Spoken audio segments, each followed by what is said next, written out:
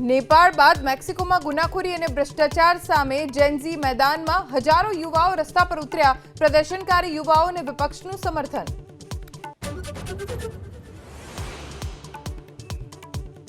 ગાંધીનગરના નવા પાલજ વિસ્તારમાં જંગલી જાનવરની દસ્તક બે પશુઓના જંગલી જાનવરે મારણ કરતા સ્થાનિકોમાં ભય વન વિભાગના ઉચ્ચ અધિકારીઓએ તપાસ હાથ ધરી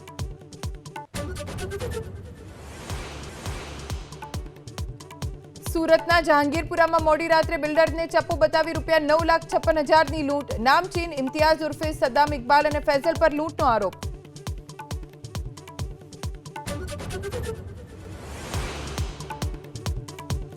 બિહારમાં સરકાર ગઠન પહેલા હલચલ તેજ બીજેપીના ચૂંટણી પ્રભારી ધર્મેન્દ્ર પ્રધાન અને વિનોદ તાવડે અમિત શાહ સાથે કરી મુલાકાત જેપી નડ્ડા અને જેડીયુના કાર્યકારી અધ્યક્ષ પણ ગૃહમંત્રીને મળ્યા